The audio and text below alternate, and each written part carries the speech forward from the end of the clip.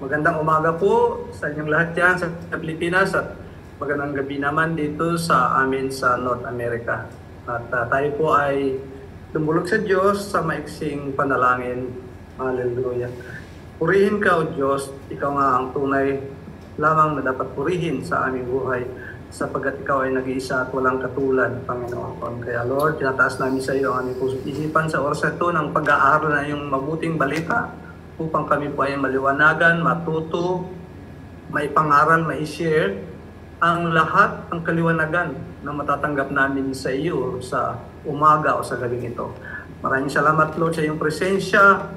Pangunahan mo po ang bawat isa. Maraming salamat sa pag-take full control, Panginoon. Thank you, Lord, for your sovereign power upon each and every one of us that will lead us into all righteousness, truthfulness, and goodness. We ask this in the name of the Father, and of the Son, and of the Holy Spirit. And everyone will say, Amen. Amen. So, ang atin pong pag-aaralan o aking isi-share sa gabing ito o sa umagang ito ay matatagpuan po sa Ephesians o sa Episo 5, 10 hanggang 20. Medyo haba-haba, kaya po babasahin na lamang ito. At ang version po nito, hopefully ay magkapareho tayo.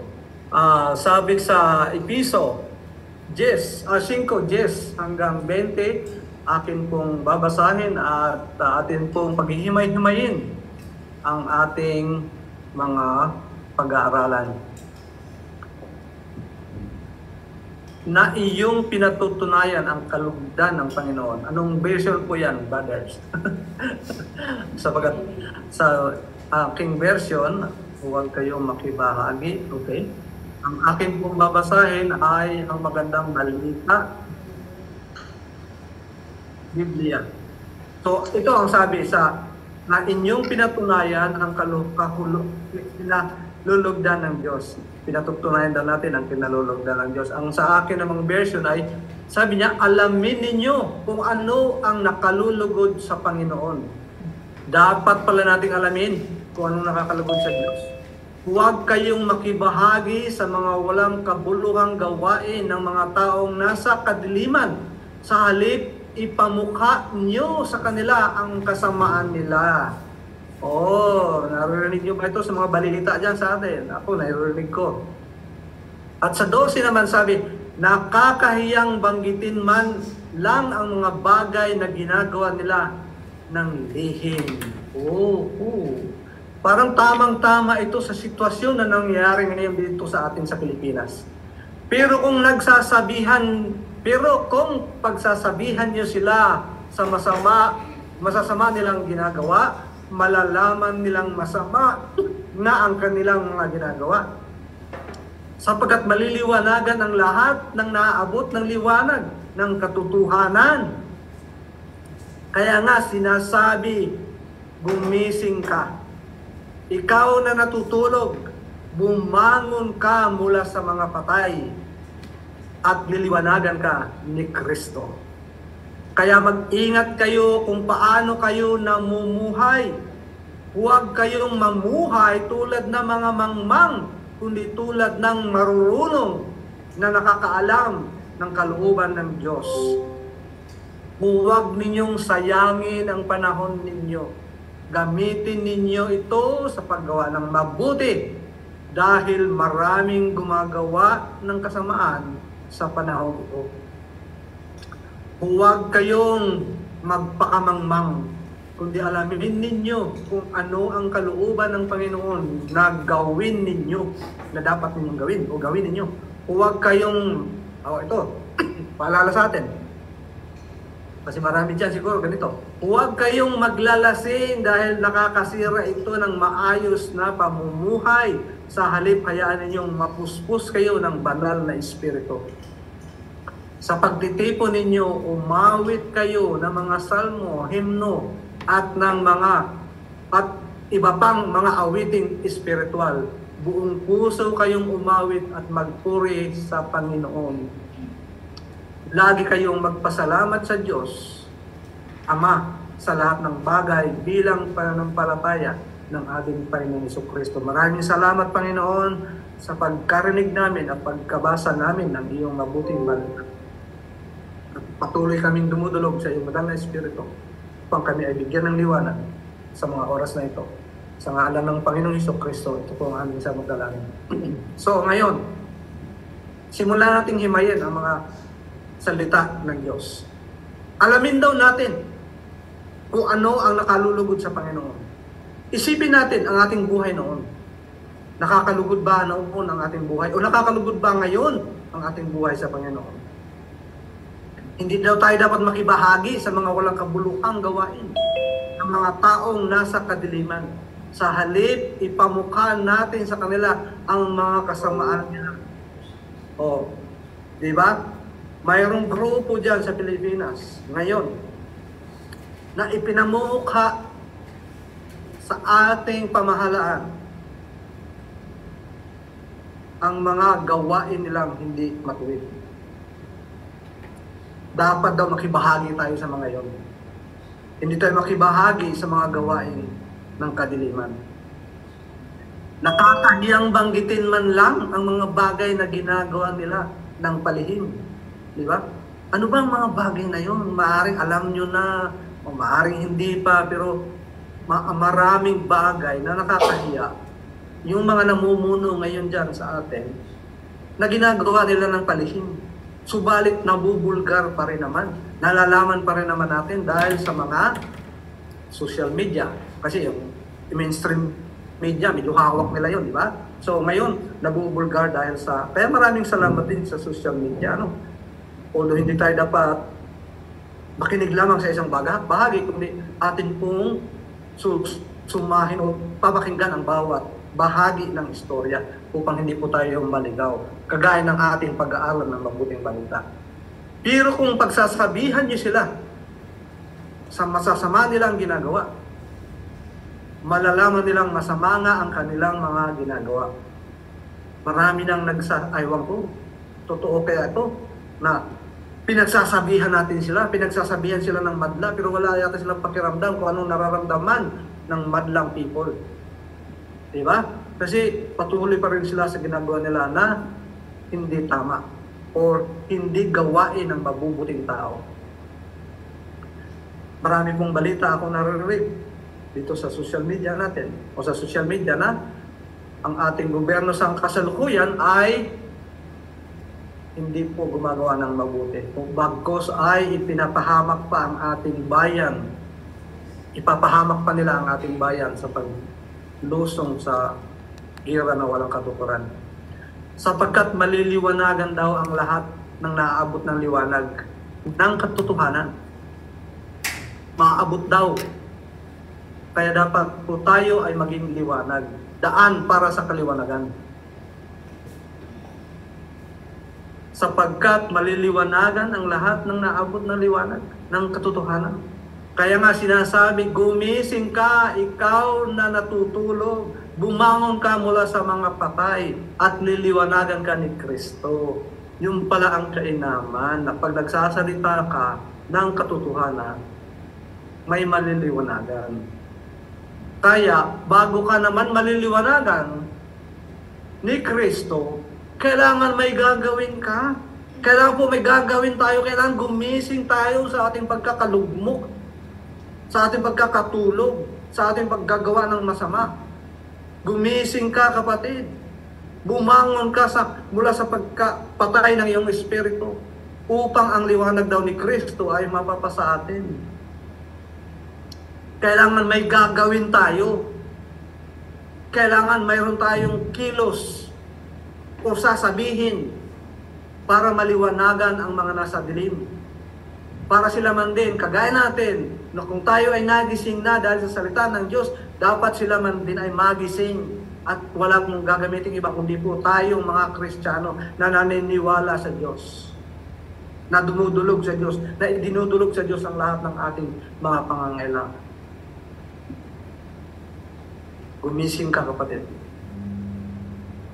Bumangon ka sa iyong pagkakahinlay. At kung ito yung gagawin, magigiliwanag si Kristo sa iyong buhay. At mayroong katibayan yan sa ating conclusion later on. Kaya mag-ingat kayo kung paano kayo namumuhay.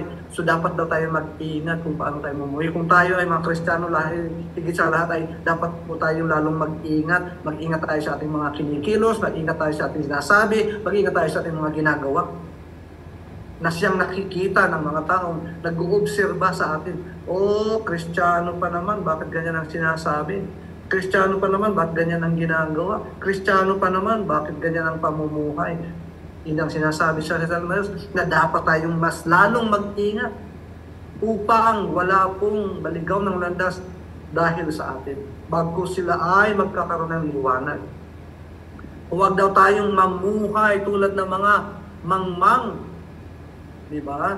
Mahirap aminin na tayo ay naging mangmang noon. Mahirap aminin na tayo ay mangmang pa rin hanggang ngayon. Napakasakit na salita po ang marinig natin o maramdaman natin kung tayo sinasabihan isa kang mangmang o tayo nga ay mangmang noong araw. Siguro hindi na ngayon kung tayo ay nanampalataya na sa Panginoong Hesus. Di po ba? Kundi tulad ng marurunong na nakakaalam ng kalooban ng Diyos. So, dapat pala talaga alamin natin kung anong kalooban ng Diyos dahil ang karunungan ay nagmumula lamang sa kanyang kalooban. Mananatili po tayong mangmang mga kapatid kung hindi natin malalaman ang kalooban ng Diyos. At ano ba ang kalooban ng Diyos? Na tayo ay mamuhay na isang marunong na nakakaalam ng salita at kalooban ng Diyos. Huwag daw nating sayangin ang panahon. Huwag ninyong sayangin ang panahon ninyo. Saan man tayo naroon, gamitin natin ito sa mga paggawa ng mabuti dahil maraming gumagawa ng masama o kasamaan sa panahon ito. Mas marami actually talaga ang gumagawa ng masama. Kaya nga nanging ibabaw ang kasamaan dahil marami ang gumagawa ng masama. Subagat tayo na nakakaalam na salita ng Diyos, sinasabi sa atin ngayon na salita ng Diyos. Huwag niting sayangin ang panahon. Gamitin natin ito sa paggawa ng mabuti, sa pagsasabi ng mabuti, sa pagkilos ng mabuti. At pagsasabi ng katotohanan. Dahil maraming gumagawa sa kasamaan ito. Maraming gumagawa ng kasamaan sa panahon. Huwag kayong magpakamangmang, kundi alamin ninyo kung ano ang kalooban ng Panginoon na gawin ninyo. Huwag daw tayong magpakamangmang. Subalit alamin natin, malalaman lamang po natin ito ang mga kalooban ng Diyos. Kung tayo po ay patuloy na mag-aaral ng kanyang salita, kung tayo po ay makikilahok sa mga gawain ganito, sa pagpupuri sa Diyos at sa pag-aaral ng kanyang mabuting balita, yun po ay isang mabuting gawain. Marami pa pong mabuting gawain, pero po ang nauuna sa lahat. Sabi na, seek first the kingdom of God, and all these things shall be added unto you, and His righteousness. Seek first the kingdom of God, and His righteousness, and all these things will be added unto you. Sa Matthew 6:33 po yan matatagpuan. Doon po natin malalaman ang kalooban ng Diyos kung ating uunahin. Marami po mga gawain mabuti, pero subalit ang dapat po natin uunahin ay kalooban ng Panginoong Hesus. At yun po ang ating gagawin. Upang hindi po tayo makagawa ng masasama o na hindi mabuti. Upang mapigilan po tayo magsalita o gumawa ng hindi kanais-nais. Sabi pa, huwag kayong maglalasing dahil nakakasira ito ng maayos na pamumuhay. Totoo naman. Di ba? Marang, alam naman natin to na siguro lahat tayo umiinom ng araw. Siguro, yung iba maaaring hindi. Pero ako naranasan ko rin ito, kaya ang laking pagsisisi ko. Pagmula noong naranasan ko ng malasing na hindi tama, na sobra, abay talagang isinumpa ko na ang pag-inom. Kaya, totoo ang salita ng Diyos. Hindi po magsasabi ang Biblia ng hindi totoo.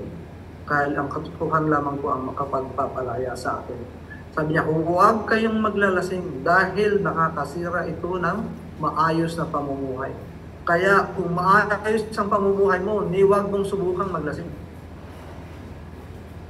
Maayos at hindi ang buhay mo, huwag mo nang tangkain pa na maglasing. Dahil ito ay nakakasira ng pamumuhay. Sa halip, sabi dito, sa halip, hayaan ninyong mapuspos kayo ng banal na espiritu. Yun po ang mainam. Mapuspos daw tayo ng banal na espiritu.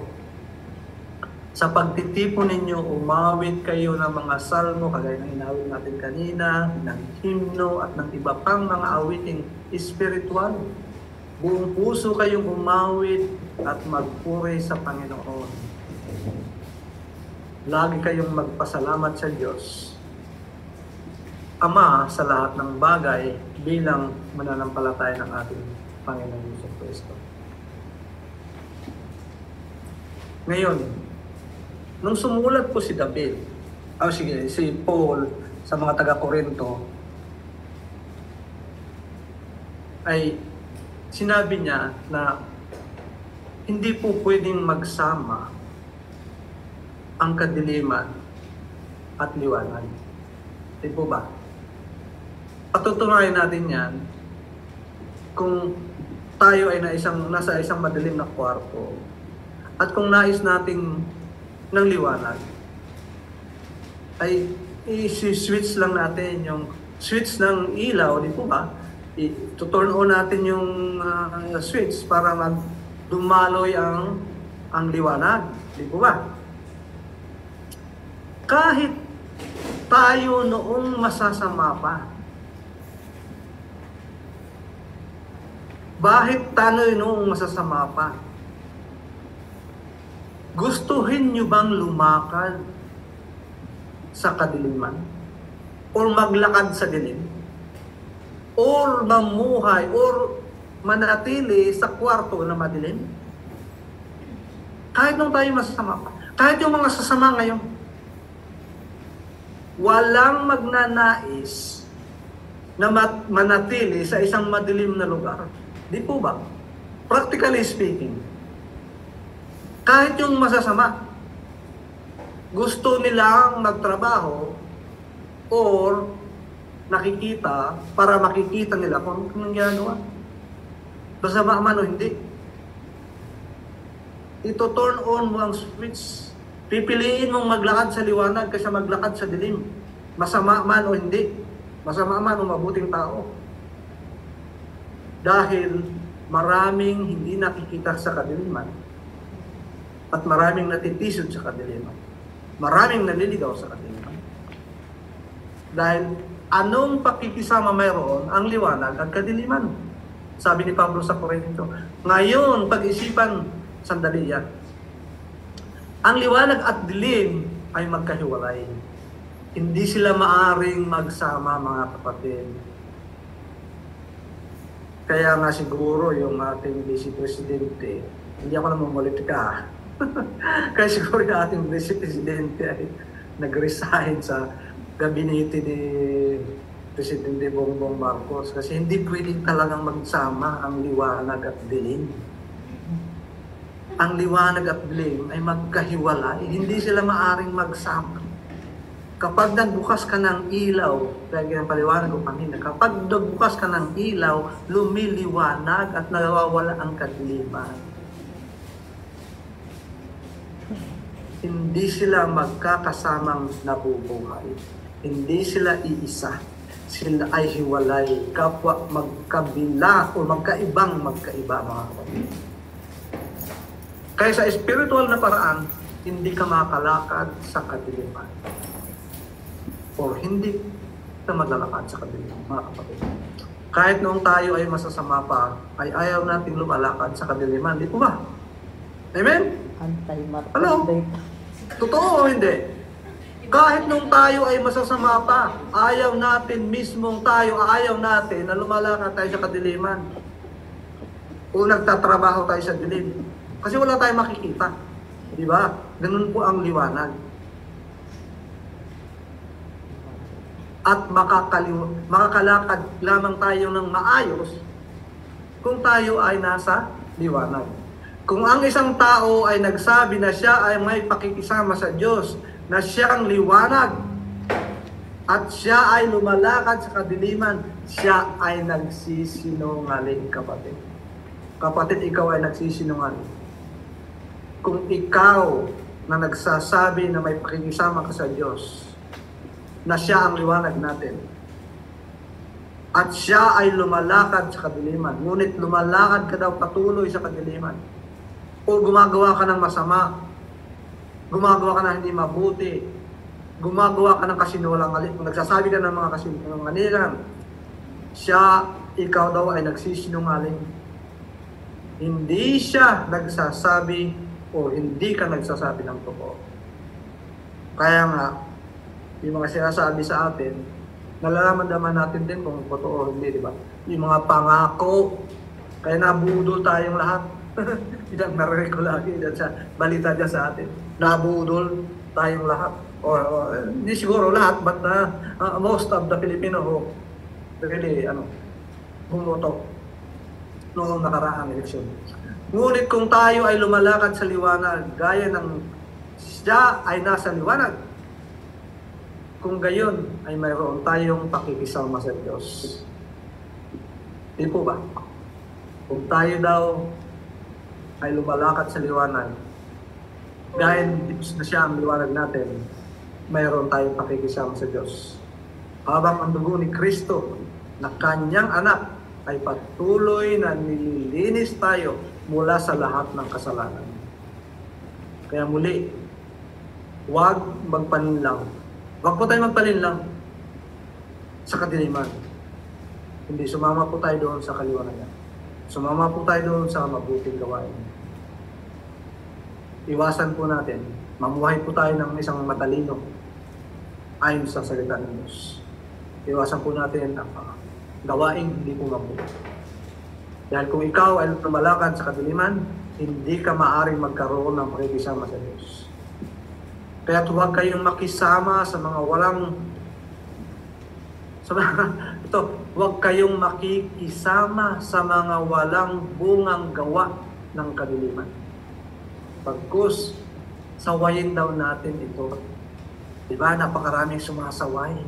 Subalit, hindi pa rin sila nakikinig. Sana nga makinig sila sa mga sumasaway sa kanila. Ngayon, dapat tayong kumuha o gumawa ng higit pa sa isang kalooban, sa loobin. Panibagong kalooban patungo sa katotohanan. Kapag daw may dumating at nagsinungaling, magkwento ng hindi magandang kwento at halata sa mata. Di ba halata naman natin? Nalalaman naman natin yung mga kwento na alam natin hindi totoo, na mga pangako na hindi naman natutupad. Halata natin, nalalaman natin sa kanilang mga kilos, sa kanilang mga sinasabi, sa resulta ng kanilang mga gawain. Dapat daw natin itong pigilan. Dapat daw natin itong pigilan. Dapat daw natin itong sawayin. Dapat daw natin itong tutulan. Amen? Hindi po natin ipagsawalang bahala. Na parang, ano ang magagawa ko bilang isang Pilipino? Marami po magagawa ang isang tao, kung lalo na kung nagkakaisa ang mga Pilipino. Pwede natin sabihin sa kanila, pamukha sa kanila na yan ay marumi, yan ay mali, yan ay hindi tama, yan ay masama.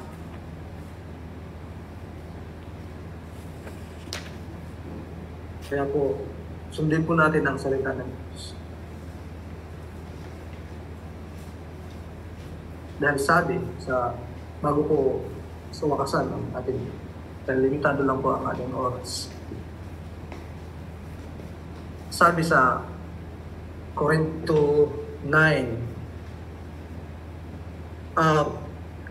Episyo 5:9, sabi, kung babalikan natin ng isang verse at mag-enter sinimulan.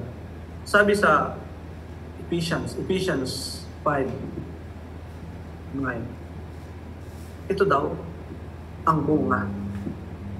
Ito daw ang bunga Sapagkat ang bunga ng kaliwanagan ay mabubuo ng kabutihan, katuwiran, at katotohanan. Yan po ang isang patunay na tayo nga ay nasa liwanag. Dahil ang bunga ng kaliwanagan ay pawang kabutihan, pawang katuwiran, at katotohanan. Maaring sa kasalukuyan ng nangyayari ngayon sa Pilipinas, may nakikinabang na ilan na sinasabi nilang mabuti ang nangyayari dahil sila ay nakikinabang sa kasamaan. Subalit ang katotohanan ay hindi po mapapasinungan, hindi po maitatago ng habang panahon. Sapagkat kung tayo daw ay na kay Kristo na siyang liwanag natin, tayo ay magiging liwanag din. At ito ay mapapatunayan at makikita sa atin mismo o makikita ng iba. Tayo mismo mararamdaman natin kung tayo na ay nasa liwanag. Sapagkat kung ang isang tao ay naliwanagan na, mga kapatid, tayo po ba'y naliliwanagan na? Dahil malalaman lamang po natin, makikita lamang ito sa atin, o sa ating kapwa Christian, makikita ito. Makikita sa atin ang kabutihan, makikita sa atin ang katuwiran, makikita sa atin ang katotohanan. At ito ay malalaman natin mismo, tayo mismo, nakakaalam sa ating sarili kung tayo ba ay mabuti ang sinasabi, mabuti ang ginagawa, mabuti ang kinikilos, kung ating bang mga ginagawa ay siyang totoo at katuwiran at hindi kasinungaling. Tayo po mismo ang nakakaalam, lalo na sa ating mananampalataya. Subalit, dahil mayroon po tayong bagong membro, welcome po sa gawain ito, welcome po sa aming pagtitipon na ito. Kung kayo man ay hindi pa naliliwanagan, ang tanging daan ay wala pong iba, kundi ang Panginoong Jesucristo lamang, tungo sa kaliwanagan.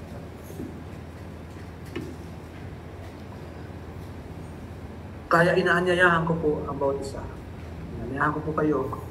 Kung kayo ay wala pa sa liwanag, ang Panginoong Jesucristo lamang ang makapagbibigay sa iyo ng liwanag. Kaya nga sinabi niya sa 5:14, sa Efesios 5:14, sapagkat maliliwanagan ang lahat ng naabot ng liwanag ng katotohanan. Kaya nga sinasabi, gumising ka, ikaw na natutulog, bumangon ka sa mga patay. At sinong magliliwanag sa atin pag ginawa natin yun?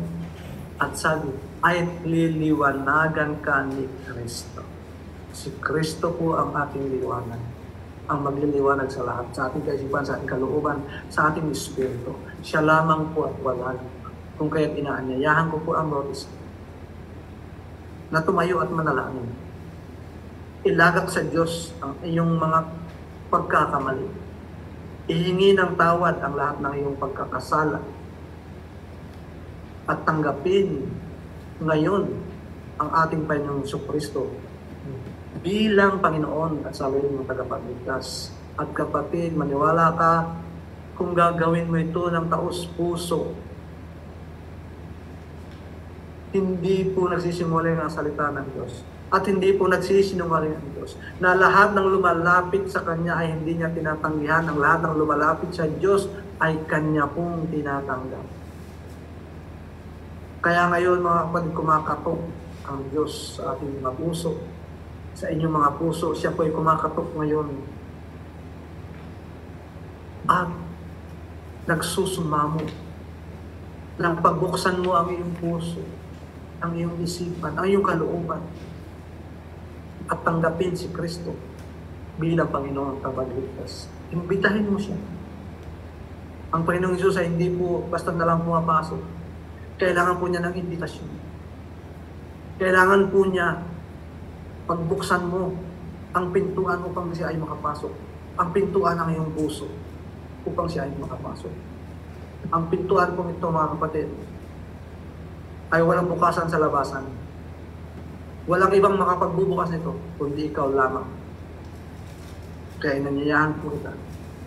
Buksan mo ang iyong mga puso sa oras na ito. Hindi po bukas, hindi mamaya. Dahil hindi natin po alam ang buhay. Kung kailan tayo kukunin.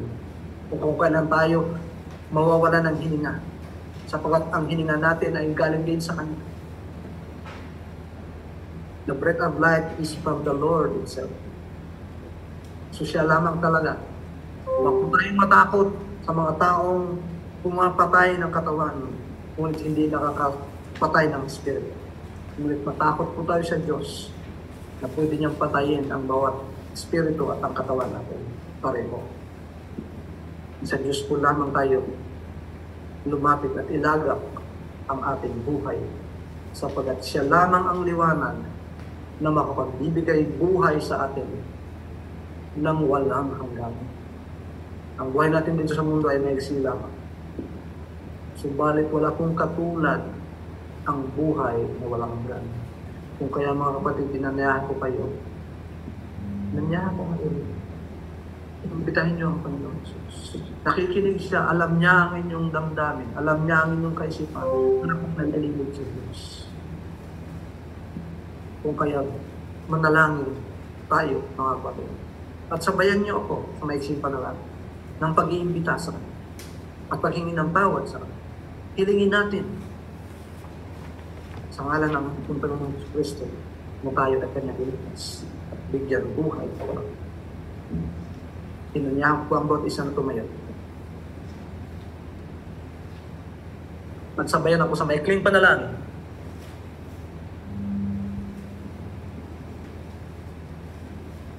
Ama namin Diyos, inilalapit ko po sa iyo ang aking mga kapatid. Maaring sila ay hindi pa naliliwanagan. Subalit nagnanais sila ng kaliwanagan, Panginoon.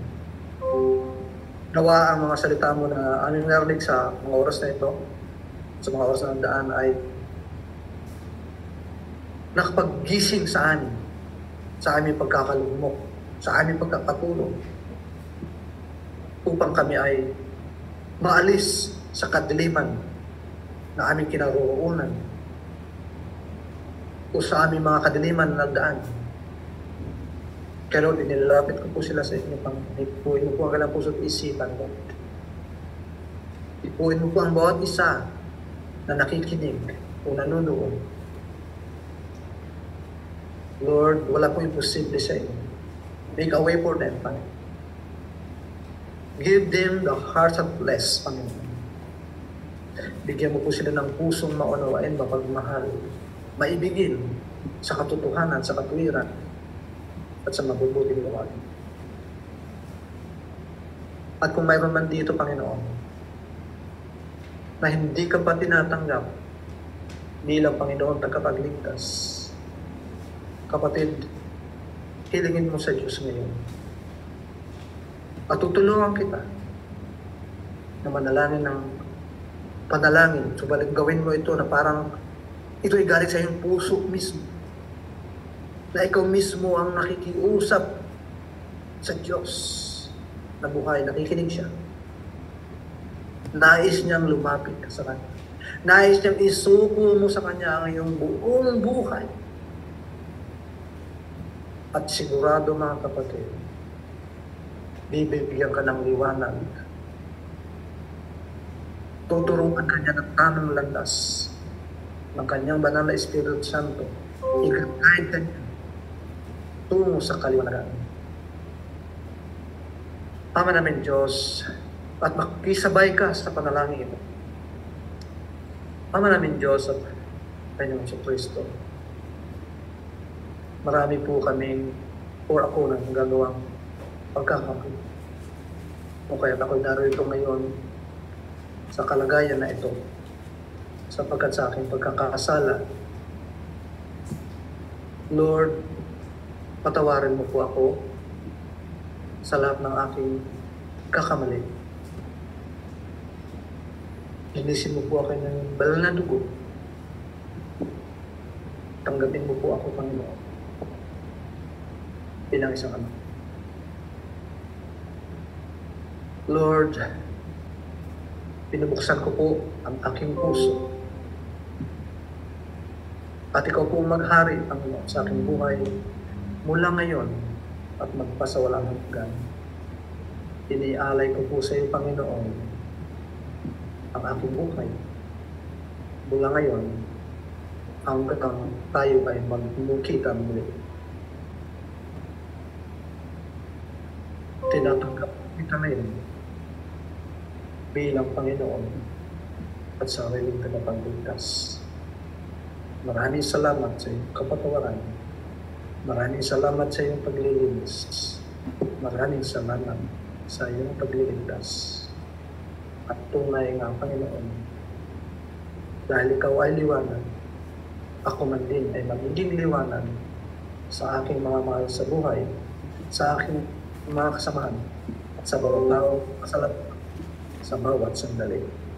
Maraming salamat, Lord, sa pagtanggap mo sa akin at pagbibigay mo sa akin ng buhay na walang hanggan. Ang lahat po ng ito ay samot dalangin ko sa mabuti, marangal, at kapangyarihan ng Panginoon sa Kristo. To God be the glory. To God be the glory. To God be the glory. In Jesus' mighty name. Amen. Hallelujah. Glory to God.